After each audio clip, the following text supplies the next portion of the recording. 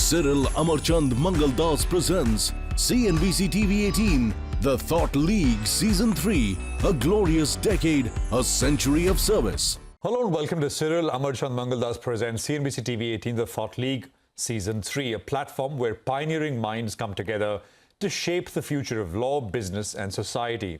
In this edition, we turn our lens to a defining question for the coming decade. How can India fully realize its digital transformation opportunity? As artificial intelligence, platform economics and new business models reshape the world, India stands at an inflection point where imagination, regulatory design and institutional capacity will determine whether we build global-scale digital champions from the country.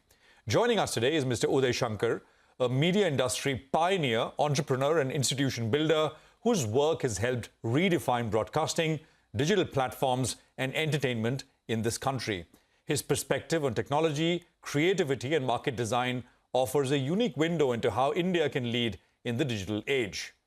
Alongside him is Mr. Cyril Shroff, managing partner at Cyril Amarchand Mangaldas, one of India's foremost legal minds who has been at the forefront of conversations on governance, regulation, technology policy, and the institutions required to sustain trust in a rapidly changing economy.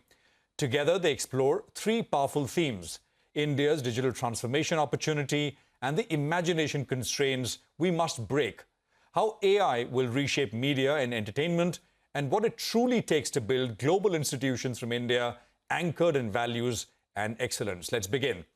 Mr. Uday Shankar, if I can start with you, sir. We are perhaps at an existential moment for our species given developments for artificial intelligence. It is also compelling countries to think about their respective competitive advantages. I mean, in the West, for example, with all the spend into physical AI, data centers and whatnot, I mean, the question is around the return on investment that you can expect from all those investments going in. What do you think AI means in the Indian context, growth and development-wise? What advantages do you think we have, and how can we develop further in this area, sir? First of all, thank you for having me here. And to your question, I think, you're right. West is making a lot of investments in digital or AI infrastructure, whether it is in data centers, in platform capabilities, etc. We are not there, but I don't think that is what is going to define the benefits of AI going forward, because it's important that the infrastructure for AI has to be created. And we should appreciate the fact that the developed world is heavily investing in that.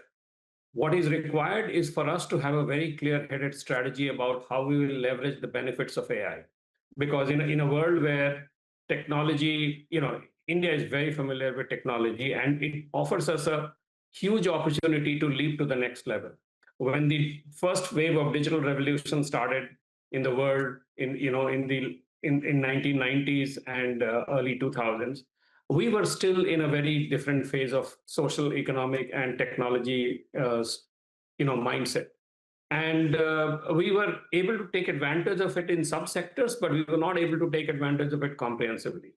AI is resetting pretty much the baseline for every business, and it is bringing down the cost of doing business, cost of getting to the next level, scaling up, accessing the market, all of those things.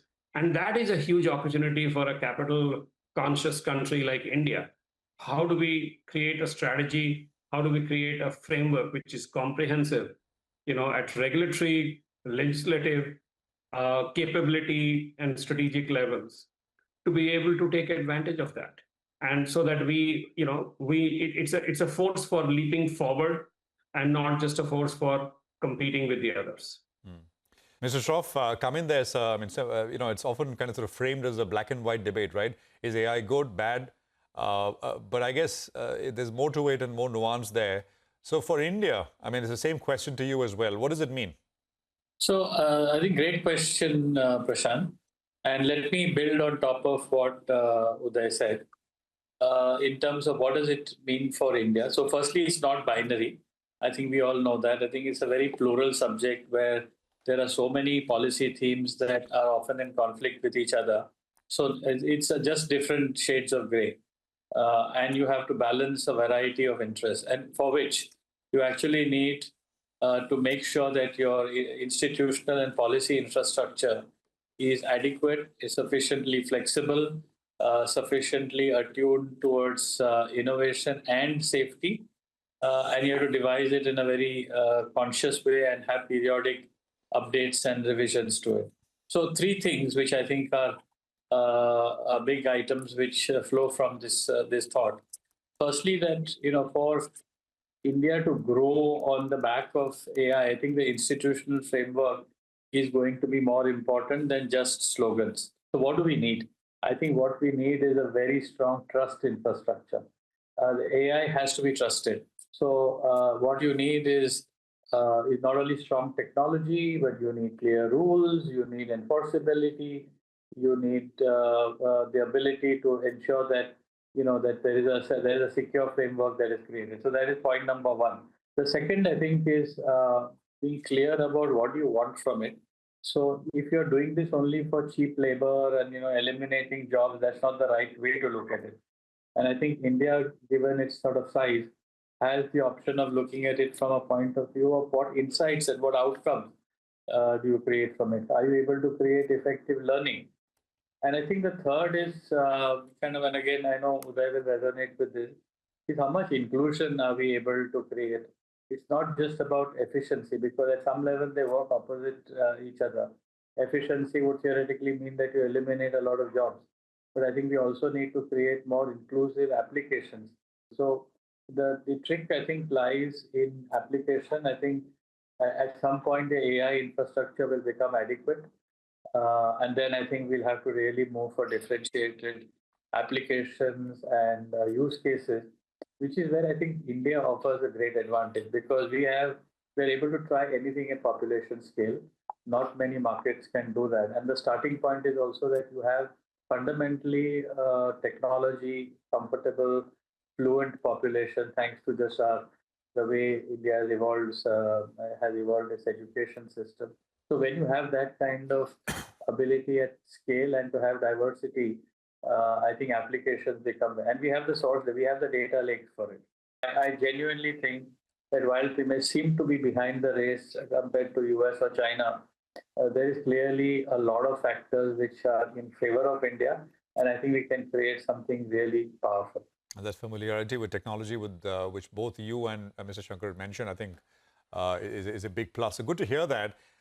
That sets us up nicely. Mr. Shankar, if I can come to you, at the CII Big Picture Summit, December last year, you argued the industry's prospects are, and I quote, limited by our own imagination, your words, and that we've artificially constrained our own industry, calling for more experimentation. If you translate that into India's broader digital transformation, what are the two or three, these imagination constraints which we must break to create globally scaled digital champions, sir? Look, first and foremost, I'm a big believer in opening the gates of talent as wide and diverse as possible. What Cyril said earlier, make it inclusive. Our biggest, it's sometimes ironical that I hear everybody talk about the huge population advantage that we have, and yet we do not open our talent funnel wide enough to take the fullest advantage of that population funnel. And I think that is the most important thing. I'm talking especially about my business. It's a business of creativity, imagination. And for that, everyone in this country has something or the other to contribute. And how deep and wide we can go to harvest that talent is going to be a very important factor. Two, this whole discussion about whether AI is good or not is somewhat meaningless, because it's here in the middle of us and it's going to become more and more fundamental to all of us. So let's put our heads together about how we will take advantage of that, how we will harness it to overcome some of our traditional hurdles and take advantage of more accelerated growth in the world. So I think there is if you have the best minds, most creative minds who are not saddled by legacy learning, legacy values, and legacy business models, you use them to use you bring them together and use this new technology, which allows you to bring down the cost of creating content, cost of distributing content, cost of discovery. It allows you to completely transform consumer experience. It allows you to access more consumers, at more economical scales. Then there is a huge opportunity. All of these years, the point that I've made now many times is that all these years we've been very satisfied about servicing the Indian consumer as far as content is concerned.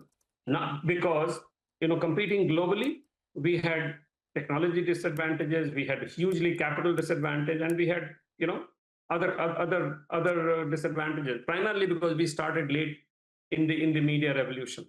Now it's getting reset, and we have an opportunity to just crash all the markets and go there and start competing, because technology is on our side, and the cost of creating a good movie is getting reset.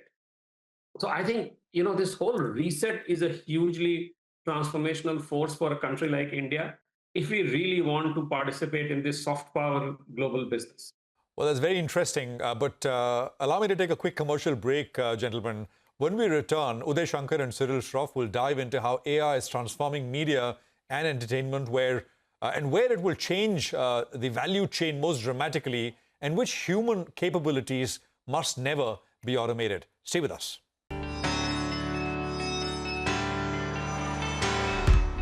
Cyril Amarchand Mangaldas presents CNBC TV 18, The Thought League Season 3, A Glorious Decade, A Century of Service.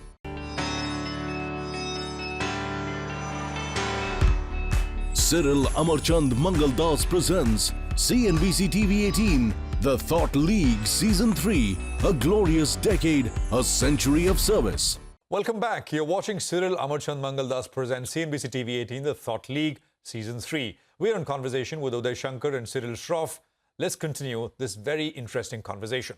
Mr. Shroff, from a rule of law and institutional building lens, what are the regulatory design principles that let experimentation in emerging areas such as AI flourish without eroding trust? Something you and I have discussed earlier as well, especially when digital services become critical infrastructure.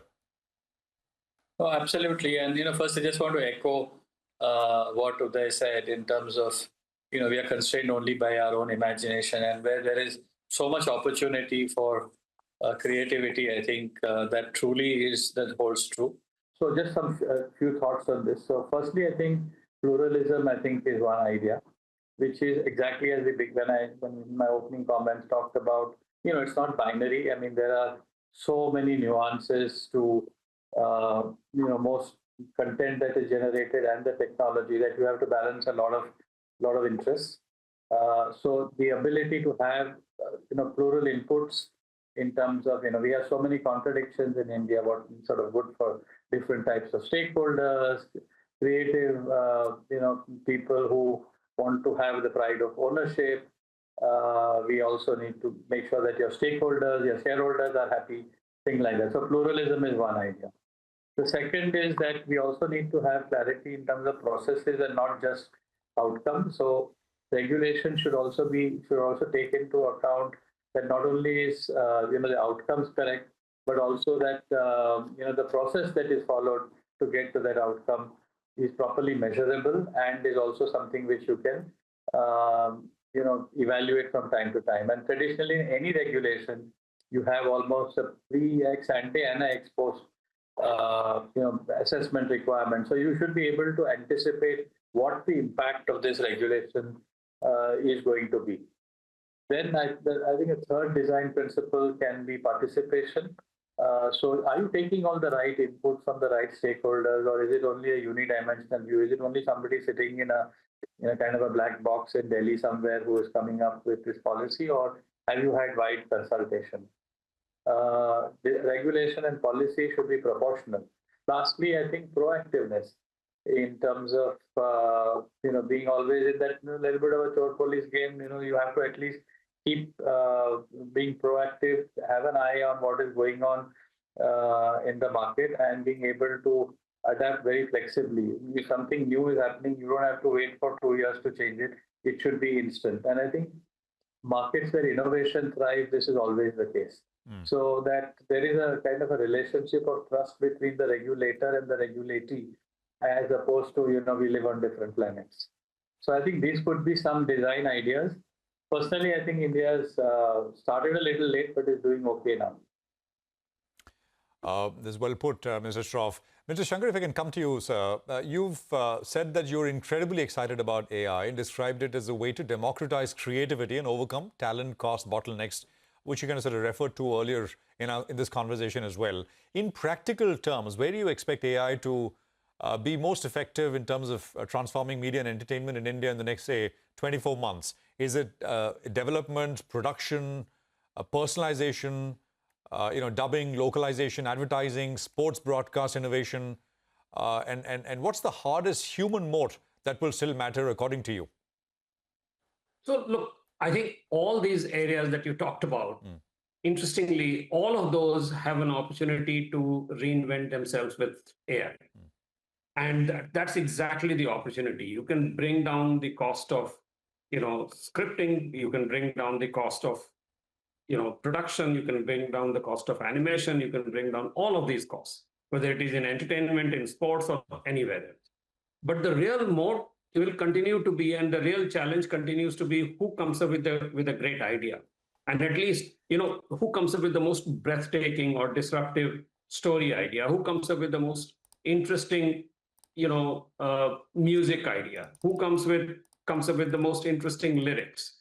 If you have all of those, because AI, there is a lot of promise, and we keep hearing that when we get to the next level of AI, which is agentic, etc., the agents will become so smart that they will keep getting better. But we are not there yet, and that is a real moat.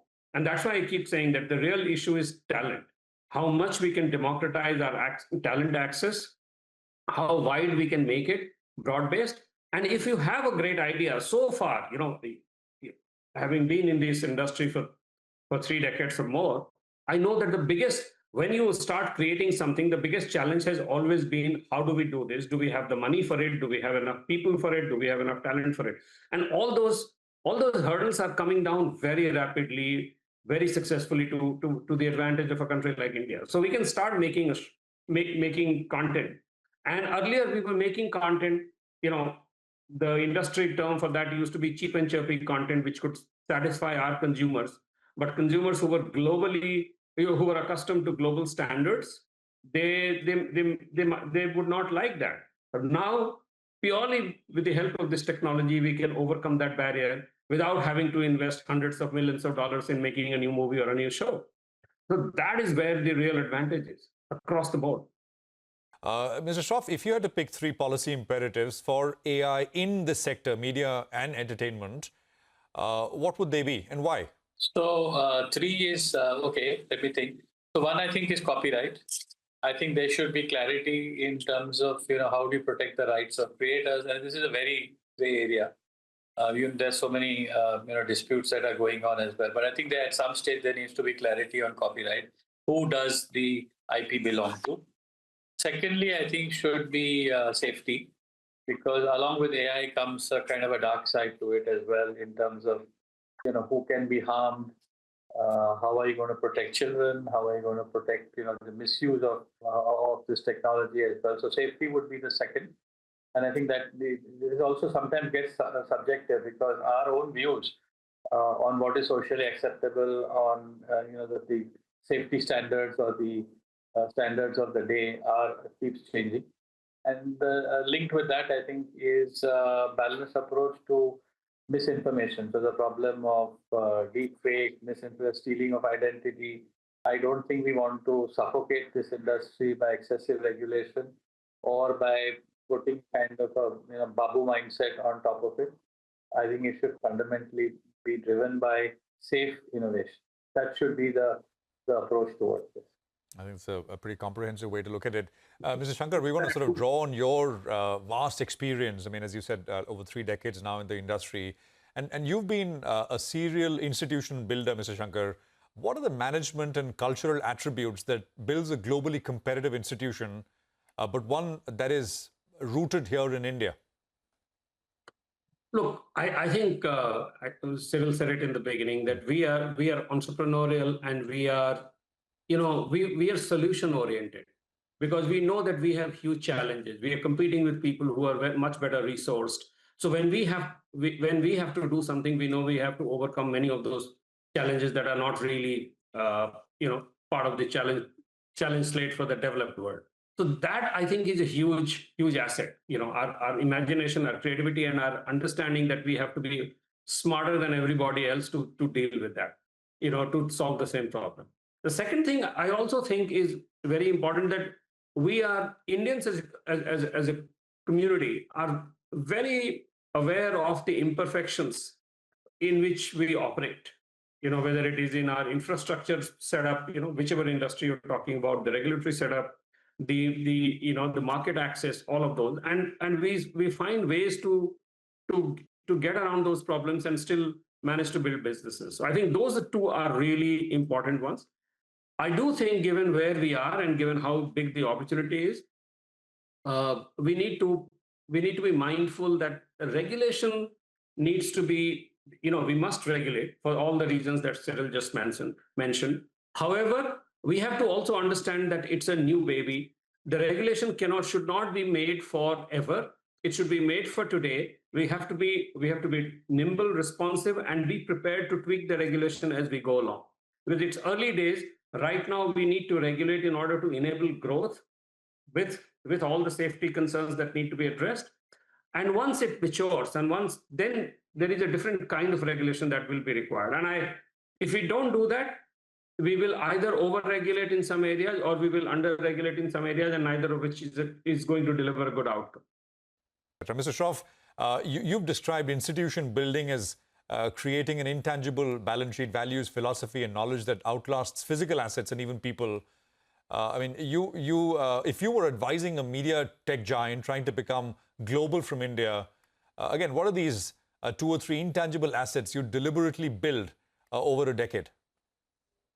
I think for building such a media giant or a presence from India, I think we should be conscious of who we are, and I think we should use our advantage. I think the first is, I think we should use our cultural identity. I mean, as a country, we have so many stories, starting from, Ramayana, Mahabharata, Panchatantra, Vikram Betal. There are so many of these. These are all original stories which have withstood the test of decades and centuries, actually. So that's point number one. Secondly, I think I would also use, and I think again Uday has done it, is to use sports, because sports is again part of cultural identity as well. For example, cricket, and the various narratives around that. That itself is another. I mean, not many nations or societies can boast of such a large pool of talent where they are sort of equating sports and cultural capital. Third, I think what we can build, again, and our population size allows this, is we can build a lot of trust around the various narratives and how they are told. And I mean, if we can kind of get the right, we can get the right pitch on some of these themes, I think India can create tremendous intellectual capital. Well, I could go on. It's such a fascinating conversation to have with the both of you. But for now, I'll say thank you. It's all that we have on this edition of the Thought League. A big thank you to Mr. Uday Shankar. Thank you for being here, sir. And of course, Mr. Cyril Shroff, for your insights on India's digital transformation, the role of AI in media and entertainment, and the deeper challenge of building global institutions from India. Thank you for watching. Stay tuned for more conversation shaping the future of business, technology, and society.